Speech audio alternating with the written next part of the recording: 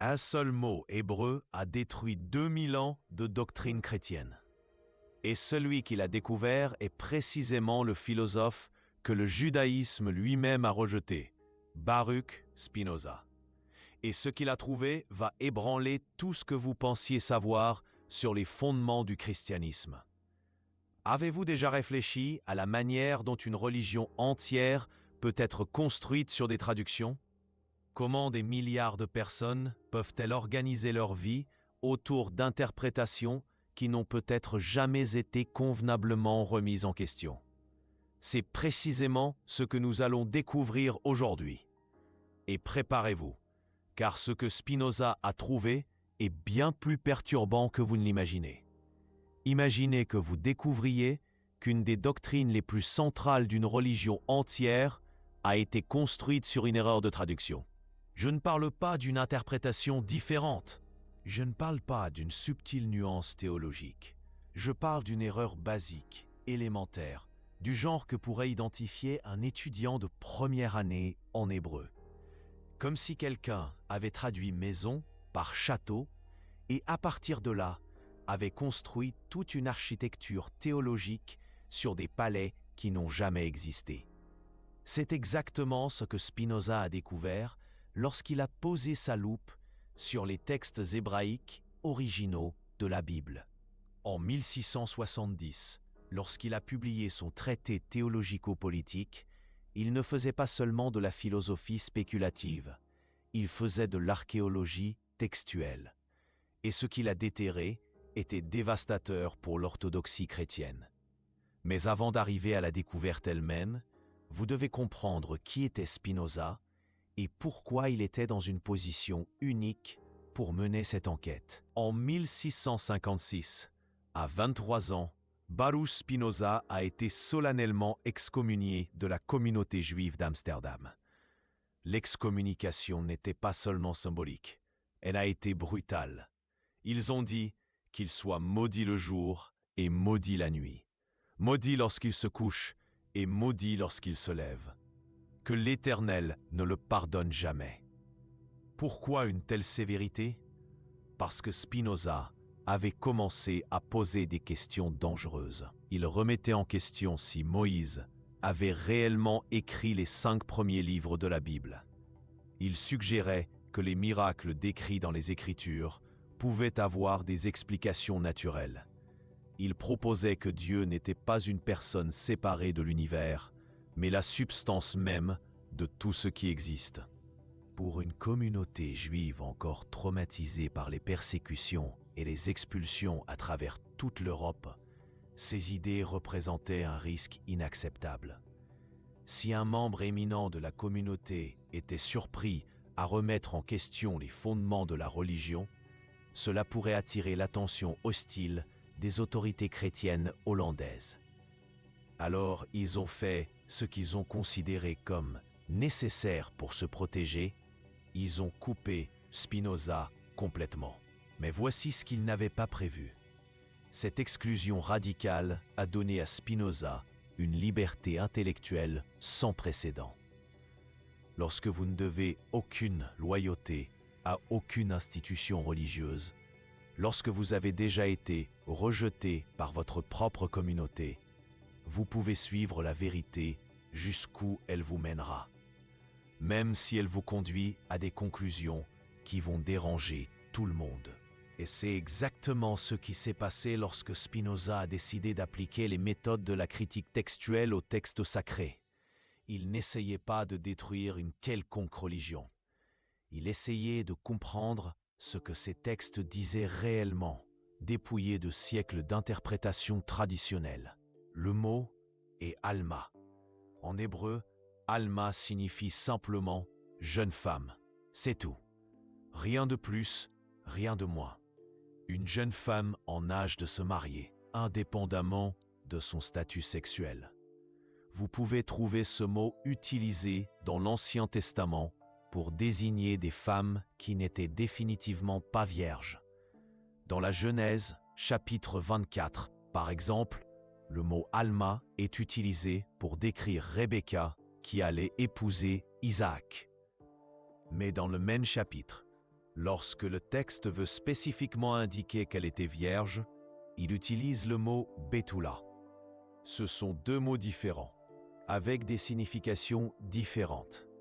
Dans l'Exode, chapitre 2, la sœur de Moïse est appelée Alma lorsqu'elle observe son frère dans le panier sur le Nil. C'était juste une jeune femme. Personne ne fait d'affirmation sur sa virginité, car ce n'est pas pertinent pour l'histoire. Et dans le Cantique des Cantiques, Alamo, le pluriel de Alma, est utilisé pour désigner les jeunes femmes de la cour, dont beaucoup étaient les concubines du roi. Elle n'était définitivement pas vierge.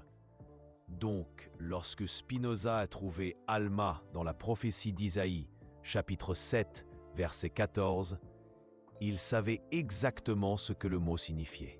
Et il savait que cela ne signifiait pas vierge. Mais lorsque les traducteurs de la Septante, la version grecque de l'Ancien Testament réalisée au IIIe siècle avant Jésus, ont rencontré Alma dans ce passage spécifique, ils ont fait un choix qui changerait l'histoire à jamais. Ils ont traduit Alma par Parthénos, vierge. Voici que l'Alma concevra et enfantera un fils. Telle était la phrase originale en hébreu. Voici que la Vierge concevra et enfantera un fils, dans la version grecque. Remarquez la différence? L'une parle d'une jeune femme qui tombera enceinte par des moyens naturels. L'autre parle d'un miracle biologique impossible.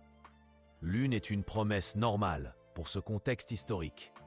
L'autre devient la base d'une doctrine surnaturelle. Et voici ce qui gênait le plus Spinoza. Les traducteurs de la Septante n'avaient aucune raison textuelle de faire ce choix. Ils avaient le mot grec « néanis » qui signifiait exactement la même chose que « alma », jeune femme. S'ils voulaient être précis, ils auraient dû utiliser « néanis », mais ils ont choisi « parthénos ». Pourquoi? Spinoza a enquêté et a découvert quelque chose de perturbant. À l'époque de la traduction de la Septante, il y avait une forte influence de la culture hellénistique sur le judaïsme alexandrin. Et dans la culture hellénistique, les naissances virginales de héros et de dieux étaient des récits courants. Zeus, Dionysos, Persée, tous avaient des naissances virginales dans leur mythologie. Les traducteurs juifs d'Alexandrie étaient immergés dans cette culture. Et lorsqu'ils ont rencontré une prophétie qui pouvait être interprétée comme faisant référence à une naissance spéciale, ils l'ont inconsciemment modelée selon les modèles narratifs qu'ils connaissaient. Ils ont transformé Alma en Parthénos, non par exactitude textuelle, mais par familiarité culturelle. Mais Spinoza est allé plus loin. Il a étudié le contexte historique de la prophétie d'Isaïe. Et il a découvert qu'à l'époque, Isaïe parlait d'événements contemporains au roi Akaz, ne faisant pas une prophétie messianique pour 700 ans dans le futur. Le royaume de Juda était menacé par une alliance entre Israël, le royaume du Nord et la Syrie. Le roi Akaz était terrifié et envisageait de demander l'aide de l'Assyrie. Isaïe a été envoyé pour le rassurer en offrant un signe que Dieu protégerait Juda. Le signe était celui-ci, une jeune femme, peut-être l'épouse du roi lui-même, ou l'épouse d'Isaïe lui-même, concevrait et enfanterait un fils. Et avant que cet enfant ne sache distinguer le bien du mal, c'est-à-dire en quelques années, les terres des rois qui menaçaient Akaz seraient désertes. C'était une prophétie pour ce moment historique précis. Une promesse que la menace militaire serait rapidement écartée. Cela n'avait rien à voir avec Jésus-Christ ou avec des naissances virginales. Mais le christianisme primitif avait désespérément besoin de preuves scripturaires. Il devait démontrer que Jésus avait accompli les prophéties de l'Ancien Testament. Alors, ils ont pris cette traduction grecque erronée de la Septante et en ont fait le fondement de la doctrine de la conception virginale. Matthieu, écrivant son évangile, cite directement la version grecque. « Voici, La Vierge concevra et enfantera un fils, et on l'appellera Emmanuel. Il ne consultait pas l'hébreu original. Il utilisait la traduction grecque disponible. Et ainsi, une erreur de traduction est devenue une doctrine chrétienne. Et nous arrivons ici au premier grand point de contrôle de notre enquête. Car ce que Spinoza a découvert concernant Alma n'était pas un cas isolé. C'était le premier fil d'une pelote beaucoup plus grande. Lorsque vous tirez sur ce fil, toute la structure textuelle des Écritures commence à se dérouler de manière troublante. Savez-vous ce qui est le plus impressionnant? Spinoza était complètement seul dans cette découverte. Il n'avait pas d'université pour soutenir ses recherches. Il n'avait pas d'église pour financer ses études. Il n'avait pas accès aux bibliothèques universitaires que nous aurions aujourd'hui. En fait, c'était exactement le contraire. La communauté juive d'Amsterdam l'avait excommunié. Les autorités chrétiennes le considéraient comme un hérétique dangereux. Les philosophes de son époque le trouvaient trop radical. Il travaillait comme polisseur de lentilles pour survivre, menant ses recherches bibliques pendant ses heures libres, dans une petite chambre louée, avec peu de livres et beaucoup de détermination. Et malgré tout, il a réussi à identifier des problèmes textuels qui ont échappé à des siècles d'érudits chrétiens et juifs. Comment cela a-t-il été possible? La réponse réside précisément dans son exclusion. Lorsque vous ne devez aucune loyauté institutionnelle à une tradition religieuse établie, vous pouvez appliquer les mêmes normes de preuve que vous appliqueriez à tout autre document historique. Vous n'avez pas besoin de protéger des doctrines. Vous n'avez pas besoin d'harmoniser les contradictions. Vous n'avez pas besoin de faire dire au texte ce que votre communauté attend qu'il dise. Spinoza a traité la Bible comme il traiterait toute œuvre de la littérature ancienne. Avec respect, mais sans révérence paralysante. Avec un intérêt sincère, mais sans présupposer quant à son infaillibilité. Et lorsque vous faites cela, des découvertes, comme celle d'Alma, deviennent inévitables. Mais Spinoza ne s'est pas arrêté à la question de la conception virginale. Il a commencé à appliquer la même méthode critique à d'autres passages qui avaient été traditionnellement interprétés comme messianiques. Et ce qu'il a trouvé était un schéma systématique de réinterprétation ultérieure. Prenons le psaume 22, traditionnellement considéré comme une prophétie de la crucifixion. « Ils ont percé mes mains et mes pieds », dit la traduction traditionnelle. Mais lorsque Spinoza a examiné l'hébreu original, il a découvert que le mot traduit par « percer », « kahari », signifie en fait « comme des lions ». Le verset devrait être lu « comme des lions, mes mains et mes pieds ». La différence n'est que d'une lettre en hébreu. Kaharu, percé, contre kahari, comme des lions. Mais cette seule lettre a fait toute la différence entre une description poétique de la souffrance et une soi-disant prophétie de la crucifixion. Ou considérer la fameuse prophétie de Daniel sur les 70 semaines. Pendant des siècles, les interprètes chrétiens ont fait des calculs élaborés pour montrer que ces semaines prophétiques correspondaient exactement à l'époque de Jésus. Mais lorsque Spinoza a étudié le contexte historique de Daniel, il a réalisé que le livre avait été écrit pendant la persécution d'Antiochus Épiphane au IIe siècle avant Jésus-Christ.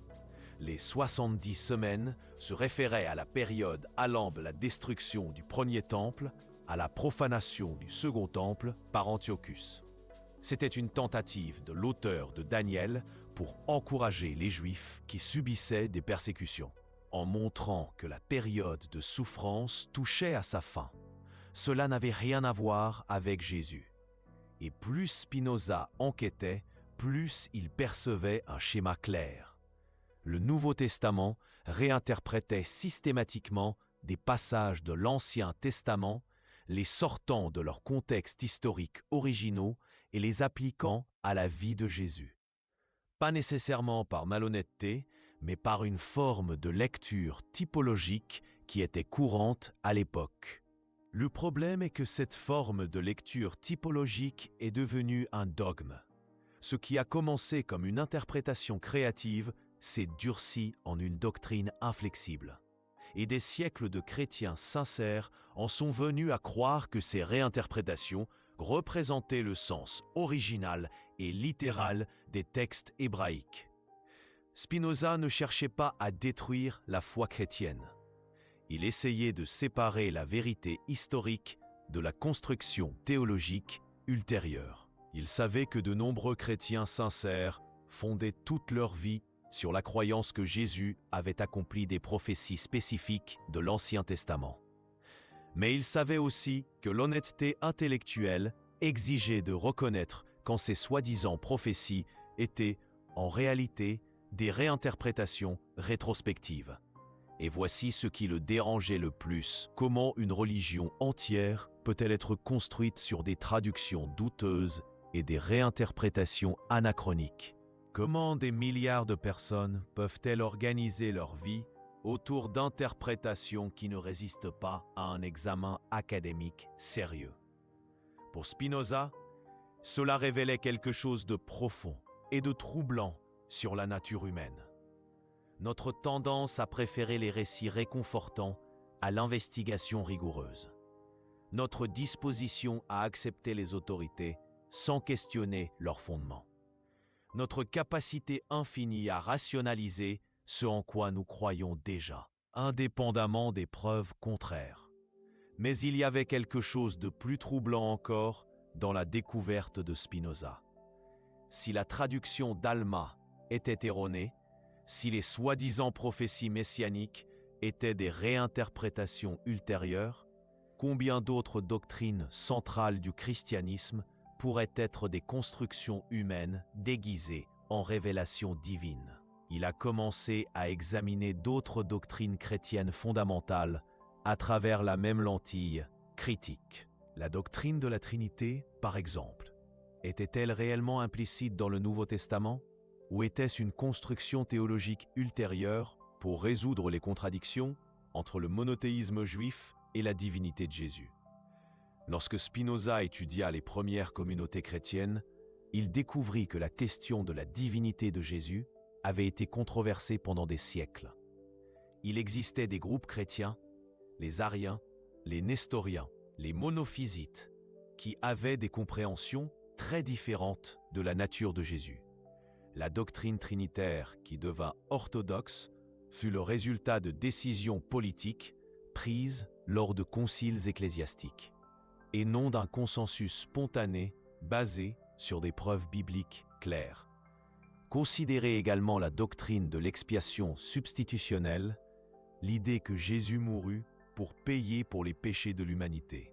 Lorsque Spinoza examina cette doctrine, il réalisa qu'elle reposait sur des concepts de justice divine et de sacrifice qui étaient bien plus influencés par le droit romain et les religions à mystère gréco-romaines que par le judaïsme du 1er siècle.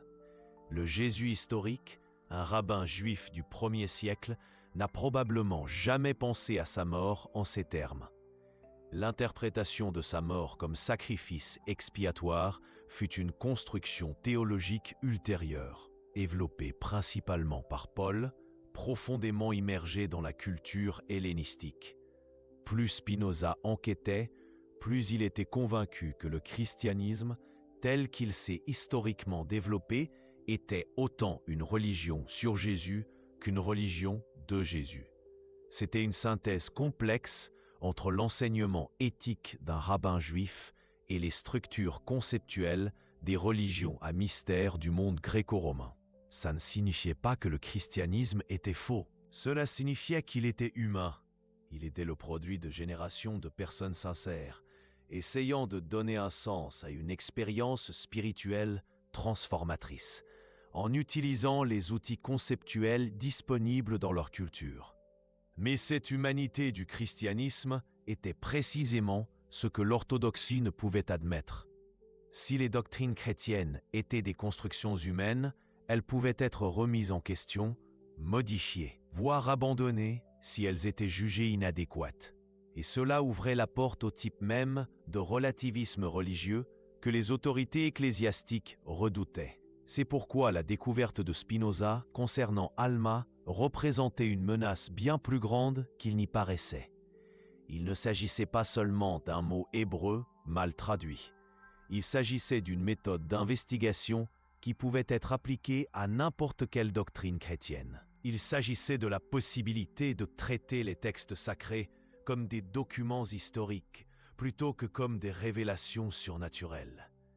Et nous arrivons au deuxième point de contrôle de notre voyage. Car ce que Spinoza fit avec Alma ne fut que le commencement d'une révolution bien plus grande dans la façon dont nous comprenons la relation entre les textes anciens et les vérités éternelles. Le plus extraordinaire est que Spinoza développa ses intuitions 300 ans avant le développement de la critique biblique moderne. Il anticipa des découvertes qui ne feraient consensus académique qu'au XXe siècle. Seul, travaillant avec des moyens limités, il réussit à identifier des problèmes qui étaient passés inaperçus pendant des siècles d'érudits entraînés. Comment cela fut-il possible? La réponse réside dans son approche méthodologique révolutionnaire. Au lieu de commencer par des présupposés sur la nature divine des textes bibliques, il commença par des présupposés sur la nature humaine des textes bibliques. Au lieu de chercher à harmoniser les contradictions, il les étudia comme des preuves de l'histoire éditoriale complexe des textes. Spinoza proposa que les textes bibliques devaient être lus avec les mêmes outils philologiques et historiques utilisés pour étudier toute littérature ancienne. Ils ne devaient pas recevoir de passe-droit simplement parce qu'ils étaient considérés comme sacrés. La vérité historique sur ces textes ne pouvait être découverte que par une investigation rigoureuse et honnête. Et lorsque vous appliquez ces outils aux textes bibliques, des découvertes comme celle de Alma ne sont que le commencement.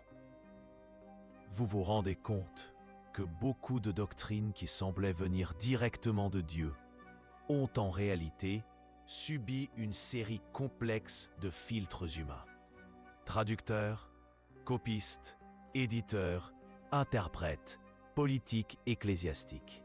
Chacun de ces filtres a laissé ses marques sur les textes. Chaque génération de croyants a ajouté ses propres compréhensions, ses propres préoccupations, ses propres solutions aux problèmes théologiques de son époque. Le résultat fut un palimpseste complexe de couches interprétatives superposées. Spinoza ne voyait pas cela comme quelque chose de négatif. Il voyait cela comme quelque chose de profondément humain et par conséquent profondément intéressant. Les textes bibliques devenaient encore plus fascinants lorsque vous compreniez les histoires humaines complexes qu'ils contenaient. Au lieu d'être des documents surhumains descendus du ciel, ils étaient des témoignages extraordinaires de la créativité spirituelle humaine. Mais cette perspective exigeait un changement fondamental dans la façon dont les gens se rapportaient à leurs textes sacrés. Au lieu de les traiter comme des autorités infaillibles qui résolvaient toutes les questions, il faudrait les traiter comme des partenaires de dialogue qui soulevaient des questions profondes sur le sens et le but de l'existence humaine. Spinoza savait que ce changement serait difficile pour beaucoup de gens. Le besoin de certitude religieuse est profond dans la psychologie humaine. L'idée que nos textes les plus sacrés puissent être des produits faillibles d'auteurs humains faillibles est émotionnellement perturbante pour beaucoup de croyants sincères. C'est pourquoi il fut si prudent dans sa présentation de ces découvertes. Il n'attaqua pas directement la foi chrétienne ou juive. Au lieu de cela, il proposa une méthode de lecture biblique qui pouvait, en théorie, coexister avec la dévotion religieuse sincère. Sa proposition était simple, mais révolutionnaire. Faites clairement la distinction entre la foi religieuse et la connaissance historique. Vous pouvez avoir une foi religieuse profonde dans le message spirituel des textes bibliques sans avoir besoin de croire qu'ils sont historiquement précis dans tous les détails. Vous pouvez trouver une inspiration spirituelle dans l'histoire de Jésus sans avoir besoin de croire qu'il a accompli des prophéties spécifiques qui, en réalité, n'étaient pas des prophéties à son sujet. Cette séparation entre la foi et la connaissance historique permettrait aux gens de maintenir leur vie spirituelle tout en embrassant les résultats de la recherche académique rigoureuse. Ils n'auraient pas besoin de choisir entre l'honnêteté intellectuelle et la dévotion religieuse. Ils pourraient avoir les deux. Mais les implications de cette proposition étaient radicales. Si vous pouvez être religieux sans croire à la précision historique littérale des textes sacrés, l'autorité de ces textes change complètement. Ils ne sont plus des sources d'informations factuelles sur des événements passés. Ils deviennent des sources d'inspiration spirituelle pour la vie présente. Et si l'autorité des textes change, l'autorité des institutions religieuses qui interprètent ces textes change également. Si les pasteurs et les rabbins ne sont plus les gardiens de vérités historiques infaillibles, quel est exactement leur rôle? Comment maintiennent-ils leur autorité à une époque de critique biblique? Spinoza n'avait pas de réponse facile à ces questions, mais il savait que poser les bonnes questions était plus important que fournir des réponses réconfortantes. Sa fonction de philosophe n'était pas de rassurer les gens, mais de les mettre au défi de réfléchir plus profondément sur des questions fondamentales. Et nous arrivons ici à une ironie extraordinaire. Spinoza, le juif excommunié de sa propre communauté, finit par être celui qui appliqua le plus rigoureusement les principes de la critique textuelle biblique que juifs et chrétiens auraient dû appliquer dès le départ. Son excommunication, qui à l'époque sembla une tragédie personnelle dévastatrice, finit par être son plus grand atout intellectuel. Elle le libéra des loyautés institutionnelles qui empêchaient d'autres érudits de poser les questions difficiles. Elle lui permit de suivre l'épreuve jusqu'où elle le menait, sans se soucier des conséquences pour les doctrines établies.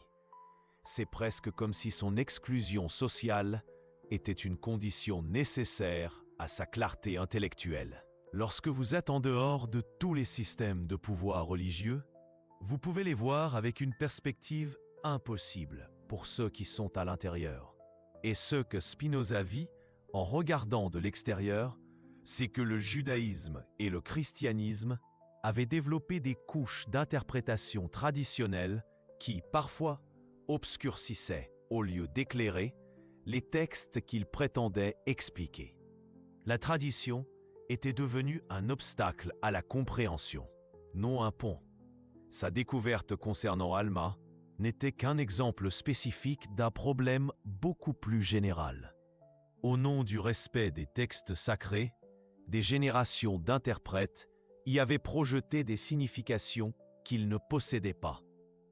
Au nom de la défense de la foi, ils avaient construit des systèmes doctrinaux qui parfois contredisaient les preuves textuelles même qu'ils prétendaient défendre. Mais Spinoza ne proposa pas simplement de démolir ces traditions interprétatives. Il proposa de les affiner par une méthode plus rigoureuse. Sa vision était celle de traditions religieuses matures, capables d'intégrer de nouvelles découvertes historiques sans perdre leur vitalité spirituelle. Il imaginait des communautés de foi, à la fois dévotes et critiques, révérentes et questionneuses. Des communautés capables de dire « Nous avons découvert que Alma ne signifie pas vierge ». Et cela nous aide à mieux comprendre à la fois les textes anciens et notre propre foi contemporaine. Cette vision exigeait un type de maturité religieuse rare à l'époque de Spinoza et qui reste rare aujourd'hui. La capacité de distinguer entre le noyau spirituel d'une tradition religieuse et les formulations historiques spécifiques que ce noyau a prises à différentes époques. La capacité de dire le message éthique de Jésus reste profondément inspirant, même si certaines affirmations concernant sa naissance virginale sont basées sur des traductions erronées. Ou la tradition juive continue d'offrir une sagesse profonde sur la façon de vivre une bonne vie, même si certaines affirmations concernant l'auteur mosaïque de la Torah sont historiquement problématiques. Cette maturité permet aux traditions religieuses de croître et de se développer en réponse à de nouvelles découvertes, au lieu de devenir défensive et fondamentaliste. Elle permet à la fois de devenir plus sophistiquée et plus honnête, pas moins dévote. Et nous arrivons au troisième et dernier point de contrôle de notre exploration. Car la véritable révolution de Spinoza n'a pas été la découverte de problèmes spécifiques avec les traductions bibliques. C'est la démonstration que les traditions religieuses peuvent être à la fois humaines et sacrées, historiques et intemporelles, questionnables et vénérables. Ce que Spinoza nous a montré, c'est que questionner n'est pas la même chose que détruire, que rechercher rigoureusement n'est pas la même chose qu'attaquer malicieusement, que l'honnêteté intellectuelle peut non seulement coexister avec la dévotion religieuse, mais peut la rendre plus profonde et plus authentique. Sa découverte concernant Alma est importante non pas parce qu'elle détruit la doctrine de la conception virginale, mais parce qu'elle nous montre comment aborder toutes les doctrines religieuses. Avec respect, mais sans révérence paralysante. Avec un intérêt véritable pour la vérité, indépendamment de là où elle nous mène. Et ce qui est extraordinaire, c'est que cette approche n'amoindrit pas la richesse spirituelle des textes bibliques. En réalité, elle l'augmente. Lorsque vous comprenez Alma dans son contexte historique original, la prophétie d'Isaïe devient plus intéressante, pas moins. Lorsque vous comprenez que les évangélistes réinterprétaient des textes anciens pour donner un sens à l'expérience transformatrice qu'ils eurent avec Jésus, leur créativité théologique devient plus impressionnante, pas moins. Les textes deviennent des témoignages humains de rencontres avec le sacré, au lieu de dictats divins sur des faits historiques. Et les témoignages humains de rencontres avec le sacré sont, à bien des égards, plus émouvants et plus pertinents que les dictats divins sur des faits historiques, parce qu'ils nous montrent que d'autres êtres humains, à d'autres époques, ont lutté avec les mêmes questions fondamentales que nous continuons à affronter aujourd'hui. Comment vivre une vie significative? Comment répondre à la souffrance? Comment construire des communautés justes? Comment nous rapporter au mystère de l'existence? Et il nous montre que ces questions n'ont pas de réponse simple, qui peuvent être simplement citées de textes anciens. Elles exigent que chaque génération s'engage de manière créative avec la tradition, en l'interprétant et en la réinterprétant à la lumière de ses propres expériences et défis. C'est la leçon la plus profonde de la découverte de Spinoza sur Alma. Non pas que nous devons abandonner les traditions religieuses, mais que nous devons nous y rapporter de manière plus mature et honnête. Non pas que nous devons rejeter nos textes sacrés, mais que nous devons les comprendre comme des produits extraordinaires de la créativité humaine, en dialogue avec des expériences du sacré. Spinoza a payé cher pour cette honnêteté. Il a été exclu, persécuté, censuré. Ses livres ont été brûlés. Sa réputation a été diffamée pendant des siècles. Mais il a continué à écrire, il a continué à questionner. Il a continué à appliquer la raison critique aux domaines les plus sacrés de l'expérience humaine. Et ce qu'il ne pouvait pas prévoir, c'est comment sa découverte sur Alma serait accueillie 350 ans plus tard. Aujourd'hui, même de nombreux théologiens chrétiens et rabbins juifs reconnaissent qu'il avait raison concernant la traduction. Des commentaires bibliques respectables admettent que Alma ne signifie pas nécessairement vierge. Les séminaires enseignent l'importance de la critique textuelle et du contexte historique. Mais cette admission académique n'a pas encore pénétré profondément dans la culture religieuse populaire. La plupart des chrétiens et des juifs sincères ne savent même pas que ces questions de traduction et d'interprétation existent. Pour eux, des doctrines comme la conception virginale restent des vérités simples et inquestionnables. Non, des interprétations complexes de textes qui ont subi de multiples traductions et réinterprétations. Et c'est peut-être là la contribution la plus importante de Spinoza à notre époque.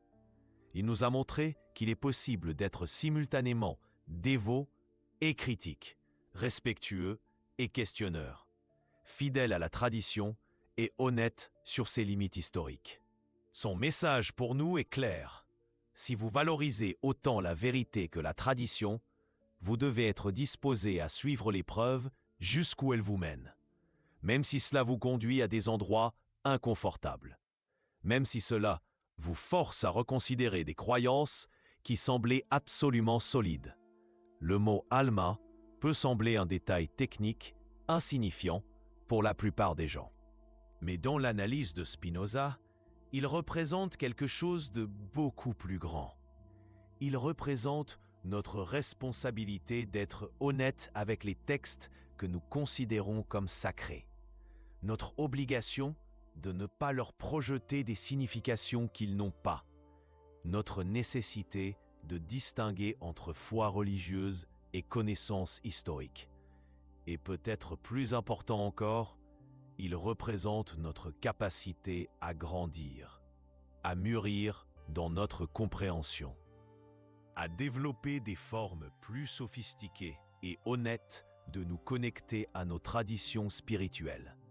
Spinoza nous a montré qu'on peut profondément questionner les bases textuelles d'une religion sans nécessairement détruire ce qu'il y a de plus précieux en elle. On peut reconnaître que « alma » ne signifie pas « vierge » et pourtant trouver une profonde inspiration dans la tradition chrétienne. On peut admettre que de nombreuses doctrines sont des constructions humaines et pourtant valoriser la quête spirituelle qu'elles représentent. Ce que vous ne pouvez pas faire, si vous valorisez autant l'honnêteté que la dévotion, c'est prétendre que les questions n'existent pas. Vous ne pouvez pas fermer les yeux sur les preuves simplement parce qu'elles sont gênantes. Vous ne pouvez pas choisir l'ignorance lorsque l'information est disponible. La découverte de Spinoza sur Alma est une invitation. Une invitation à être plus honnête, plus courageux, plus disposé à grandir. Une invitation à développer des formes de soi compatibles avec l'investigation rigoureuse. Enrichie par elle, non menacée par elle. Car en fin de compte, si votre foi ne peut survivre au contact de la vérité, si elle dépend de l'ignorance ou de la désinformation pour se maintenir, il est peut-être temps de questionner non pas la vérité, mais la qualité de cette foi, ou du moins la façon dont vous avez compris et pratiqué cette foi.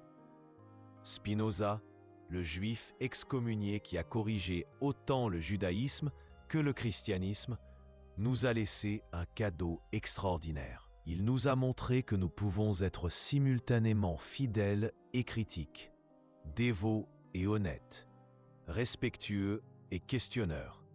Il nous a montré que l'investigation rigoureuse ne détruit pas la spiritualité authentique, mais la libère de ses formulations inadéquates. Et cela, en fin de compte, pourrait être exactement le type de maturité religieuse dont notre monde a besoin aujourd'hui. La capacité de valoriser profondément nos traditions sans les idolâtrer, de respecter nos textes sacrés sans les déifier, de maintenir notre foi sans perdre notre honnêteté intellectuelle. La capacité de dire « oui, Alma signifie « jeune femme », pas « vierge », et cela ne diminue en rien mon admiration pour la tradition chrétienne. En réalité, cela m'aide à mieux la comprendre, à l'apprécier de manière plus sophistiquée, à y trouver des types de sagesse que je ne percevais pas lorsque je la traitais comme une collection de faits historiques infaillibles. Un seul mot hébreu a tout changé.